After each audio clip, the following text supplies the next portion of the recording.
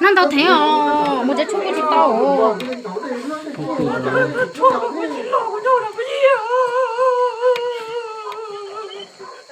Không đâu nữa.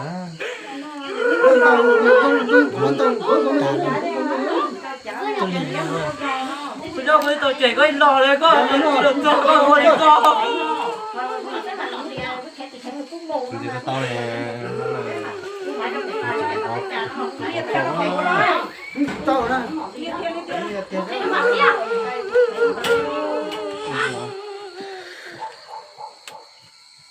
Nó chả. cái thứ có tốt được thôi cái tôi nhận bóng tôi chỉ làm xin lắm mà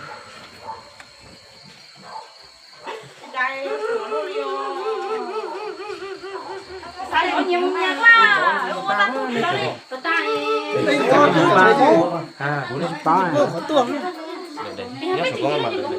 Cái này không được chưa? Cái này chưa?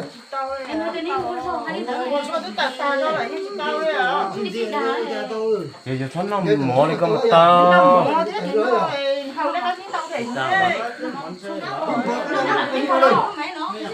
Nó có tao lo chứ đi nữa mỏ nó thế mỏ nhóm đỡ đi nhau hộ ca ấy. Tua thì tua mỏ ghê. Nó ngon nó Cái ngon này tự tay này tự ta mua. chỉ cũng mù thế mà trên là sát cô kia xem tao nói Sau đó nữa. đỏ đi à chỉ tao rồi Dông này. Theo đèn tàu. Con có kìa. Mẹ nó gì mà. Phải lúc đợi cuối giờ chơi đâu đi. Tại vì để cho đi đi đi chỉ cả. Ê, bao giờ nữa chết rồi. Nó nói kìa. không muốn hỏi thế đó thì này cũng nhót này chúng nó tính mẹ thế ai này thì tiền có bà có em tôi tầm nó về Đợi tiền đó cho số tiền nó cũng ghé cho em luôn nữa. Em luôn tao vào thì ông ấy nó đấy luôn.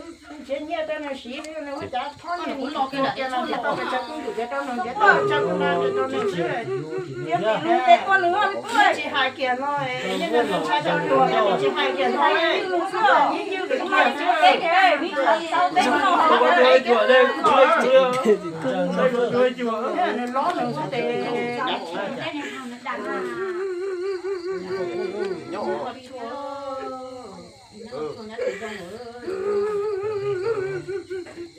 tao này à Tao thì rồi là cái gì nó lòi có gì nó sao chưa đồng đâu. chết tao không có lòng nữa tao không có lòng nữa cái nào Nó cái tao lại cũng sao chứ với chị lò. nó biết trả tao đây là những tao kia là những tao kia